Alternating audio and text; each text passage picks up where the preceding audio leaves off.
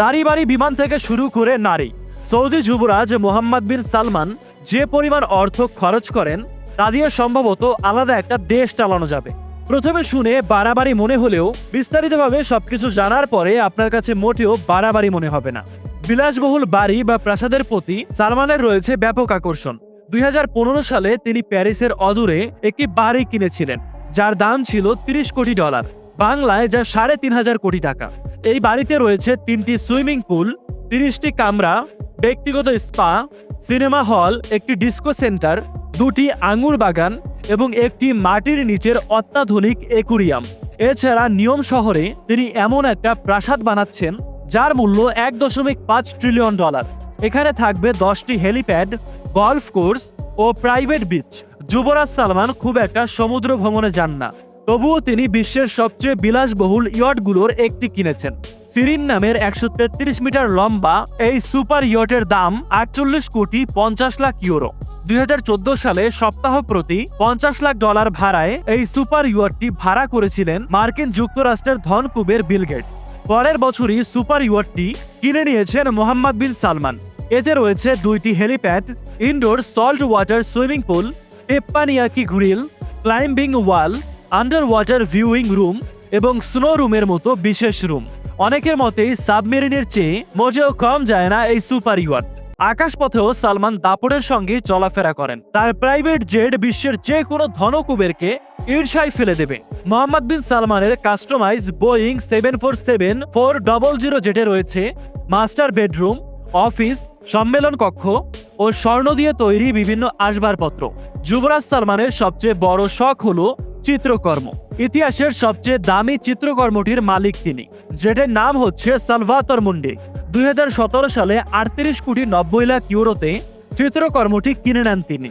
গাড়ির প্রতি সালমানের তেমন আকর্ষণ নেই, তবুও তার সংগ্রহে রয়েছে বুগাটি, ল্যাম্বরগিনি এবং ফেরারির মতো সকল সুপারকারগুলো। এছাড়াও আছে রোলস রয়েস, মার্সিডিস, বেন্টলির মতো গাড়িগুলো। মোহাম্মদ বিন সালমান চুপচাপ স্বভাবের হলেও আমোদ প্রমোদে সালমান সবার চেয়ে এগিয়ে। 2015 সালে মালদ্বীপের ব্যক্তিগত এক দ্বীপে একটি পার্টির আয়োজন করেছিলেন তিনি। রাশিয়া এবং ব্রাজিল থেকে 150 জন নারীকে তিনি উড়িয়ে এনেছিলেন সেই পার্টিতে। তাদের মধ্য থেকে কেউ যৌন রোগবাহী কিনা তা নিশ্চিত হতে সেই সব নারীকে শারীরিক পরীক্ষা নিরীক্ষা আগেই করিয়ে নিয়েছিলেন সালমান।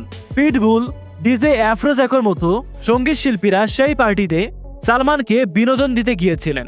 ফুটবলেও মোহাম্মদ বিন সালমানের বেশ আগ্রহ রয়েছে। তার মালিকানায় রয়েছে আস্ত একটা ফুটবল ক্লাব, তাও আবার ইংলিশ প্রিমিয়ার লিগে। তিনি নিউক্যাসল ইউনাইটেডের মালিক। সৌদির যুবরাজের নিরাপত্তার জন্য প্রচুর অর্থ খরচ হয়। Presidency of state security, PSS, royal guard, Saudi Arabian national guard এই সকল ইউনিট সৌদি যুবরাজকে নিরাপত্তা দেয়। এদের উন্নত প্রশিক্ষণ সরঞ্জামের জন্য প্রচুর অর্থ ব্যয় করতে হয়। তারা যুক্তরাষ্ট্র, যুক্তরাজ্য ও ফ্রান্সে স্পেশাল অপারেশন প্রশিক্ষণে যান। 2025 সালের জন্য সামরিক খাতে সৌদি $78 বিলিয়ন বরাদ্দ করেছে, যা মোট বাজেটের 21% এবং জিডিপির 7.1%। এর মধ্য থেকে সালমানের পেছনে কত ব্যয় হয় সেই বিষয়টি গোপন রাখা হয়। তবে বিভিন্ন বিশ্লেষক অনুমান করেন শুধুমাত্র সালমানের ব্যক্তিগত সুরক্ষায় বছরে কয়েকশো মিলিয়ন ডলার খরচ হতে পারে। সালমানের খামখেয়ালিপনা নিয়ে খোদ সৌদিতে সমালোচনা হয়। মরুর বুকে ভবিষ্যতের জন্য তিনি আলাদা শহর তৈরি করছেন। এই শহরটি হবে 170 কিলোমিটার দীর্ঘ, অথচ মাত্র 200 মিটার চওড়া। এর অবস্থান হবে সমুদ্রপৃষ্ঠ থেকে 500 মিটার উপরে। এটিকে দেখে মনে হবে বিশাল কোনো লাইন, এজন্য এই শহরটির নাম দ্য লাইন। এখানে প্রায় 90 লাখ বাসিন্দার থাকার ব্যবস্থা করা হচ্ছে। এমন শহর আজ পর্যন্ত কোনো সাইফাই সিনেমাতেও দেখা যায়নি। এই শহরের বাসিন্দারা মাত্র 5 মিনিট হাঁটার দূরত্বে সমস্ত সুযোগ সুবিধা পেয়ে যাবেন।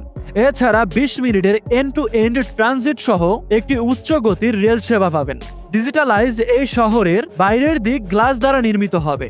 তবে চলমান এই প্রজেক্ট করোনার কারণে একবার ধাক্কা খেয়েছিল। এরপরে যদি আবারও গিয়ে সালমান ব্যর্থ হন, তাহলে প্রচুর আর্থিক ক্ষতি হবে। মোহাম্মদ বিন সালমানের এই বিলাসিতা নিয়ে আপনার কোনো মন্তব্য থাকলে কমেন্টে লিখে জানাতে পারেন।